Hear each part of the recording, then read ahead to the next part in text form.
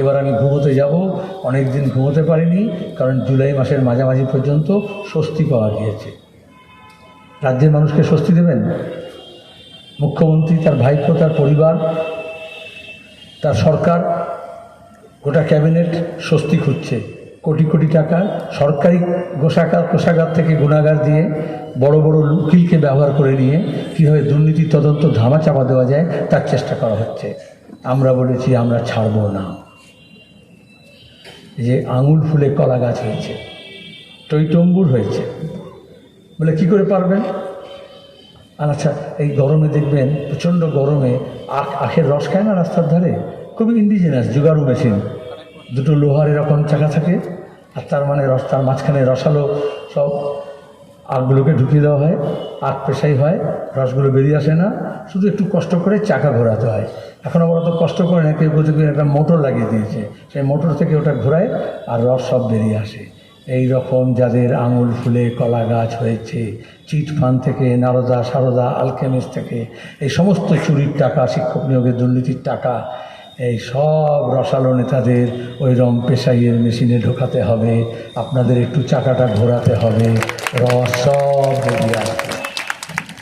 তাহলে যারা বলছে বাম আর কংগ্রেস কেন একসঙ্গে হলো, এক বললাম দেশের আগুন নেভানোর জন্য, আর এক বললাম এখান থেকে রস বার করার জন্য। একটা চাকা দিয়ে কি রস বেরোবে? দুটো লোহার চাকা লাগে, তাই তো? এই জন্য একদিকে বাম, একদিকে কংগ্রেস, একদিকে অদিত আর একদিকে সেলিম, মাঝখানে ঢোকাতে হবে একটা চাকা। আপনাদের কাজ হচ্ছে শুধু চাকাটা একটু ঘোরাবেন, খুব বেশি দিন ঘোরাতে হবে না। আজকে ক তারিখ? 9 তারিখ। ভোট কত তারিখ? 13 তারিখ। 4 দিন একেবারে চুপচাপ ইভিএমে সব ভোট সিপিএমে চাকা ঘুরতে আরম্ভ করে দেবে। চাকা ঘুরছে, চাকা ঘুরছে। আপনারা নিজে জানেন, আমি নিজে প্রার্থী ছিলাম মুর্শিদাবাদে।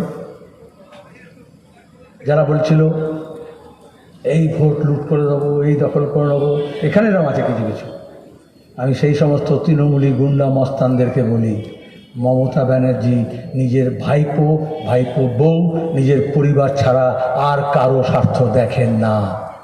ফেসে গেলে কেউ নেই। সুতরাং এই ছিচকে চোরদেরও বলছি, চাচা আপন যান বাঁচা।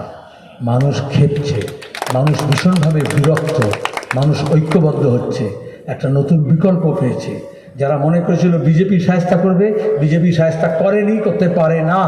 আজকে যে বিচারপতি অমৃতা সিনহা এজলাসে বলেছেন অন রেকর্ড, ভাইপোরা তো সম্পত্তি থেকে বাড়লো, লিপস অ্যান্ড বাউন্সের সম্পত্তি কবে থেকে বাড়লো, তৃণমূলের নেতাদের সম্পত্তি কবে থেকে বাড়লো,